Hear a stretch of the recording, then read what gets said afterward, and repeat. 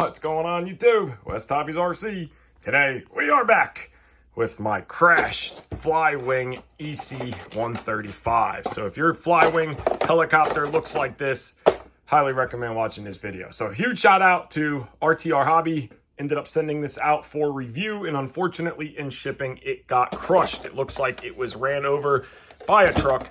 Fuselage is destroyed, skids are broken, but awesome company, they sent a replacement fuselage. So in this video, I'm going to show you how to do it, and FlyWing has made it super simple. So hit that like button, hit that subscribe button. Let's get started. So what do we need? Of course, we need our replacement fuselage. Now, one thing with FlyWing on all their scale machines is the replacement fuselage includes the tail motor and tail rotor blade with the wiring all the way up, and it also includes the skids. So this is exactly how the replacement fuselage comes, ready to drop the mechanics in. Now, you'll notice they are very simple. Get all the broken pieces out. Very simple to work on. So we just need to remove two screws. There's a screw right there, which is a 2mm, and there's a screw right there underneath the receiver, which is a 2mm. The way these mechanics are held in, if you notice, there's two carbon plates. So you take those two screws and these mechanics slide up and out.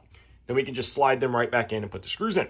So let's get these two screws removed. So what we need to do now is we are going to unplug our tail motor. So it's this little XT30. It's a XT30 variant. So this is our tail motor. So this line wire with the male prongs are going to go to the tail motor. We don't need that. We could tuck that away. This side that has the zip tie is what goes to the ESC. So leave that zip tie. So what we need to disconnect electronic wise is disconnected. Now, there is a screw again, if you can see it, right there. So that is a 2mm screw. We're going to take our 2mm driver and we're going to get that screw out. It is just a 2mm machine screw. So once that screw is loose, it's loose now. Now this screw is underneath the receiver. So you might have to either cut the receiver loose and pull it out, which isn't going to be hard to do, or we can maneuver this receiver just enough to give us room, just like that, to get that screw out. So you can see we got the screw coming, it's coming. All the way out. Bam, that screw is out. So you have one screw. Remember, when these go back in, we need Loctite, and the other screw is completely loose. So now we can get the mechanics out of the helicopter. So let's just get this screw out of our way here. We don't want that to fall down in the fuselage. And there's two screws back here. So I don't know if you can see that. There's a screw right there and a screw right down there. There's the screws right there. So we got to get these two screws out, and then the mechanics should come right out. So one screw, 2mm driver. Now number two, 2mm driver. And then I would recommend getting a pair of needle nose to get those screws out of there. So now that we got those two screws out, and they are just a coarse threaded screw that goes into plastic with a washer, so make sure you get both of those. Now the mechanics will just pull right out of the fuselage just like that. Those two screws go into there and there. So here's all the mechanics of the fuselage. So you can see everything now. Here's our motor. So our FlyWing brushless motor, it is rear mounted. See all of our servos. Now, in the event of a crash, if you broke a servo, this is when you would now fix it. Our receiver is mounted here in our head. So now again, this one wasn't crashed, it was crushed in shipping. But in the event of a crash, you could then change your main shaft. FlyWing made this super simple. I'm actually really happy to see how easy it is to pull the mechanics out of the fuselage. So now here is our fuselage.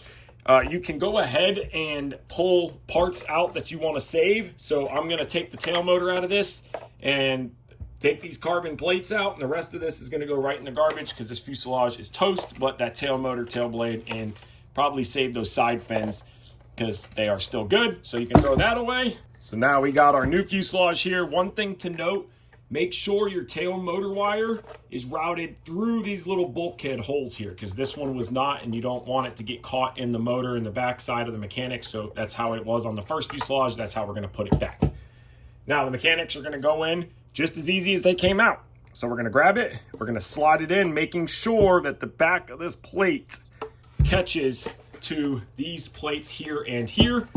So we're going to slide this mechanic set into here, just like that. Set it down, And now we're just gonna put our 2 screws in the back that go there, 1 and 2, and then the 2 screws in the front. Loctite the front screws, no Loctite the back screws, and the mechanics are back in. Now after all of your screws are tight, plug your tail motor back in. Everything is secured. Loctite on the front 2 screws, no Loctite on those back screws. Put your blades on it, put your canopy on it, and it is completely rebuilt. And just like that, your EC-135 is back together. So I think this is an absolutely awesome looking machine. I've always liked EC-135, so I was super happy when I got to review this one. Unfortunately, it came crushed, but FlyWing, RTR Hobby, awesome company, center replacement fuselage, no hassle, and I'll give FlyWing a huge shout out for making this so simple. Most scale helicopters are not easy to work on. So there you guys go. Quick little repair video, show you guys how to do it if you crash yours. I want to thank you guys so much for watching. If you haven't already, hit that like button, hit that subscribe button. Take care, and have a great day.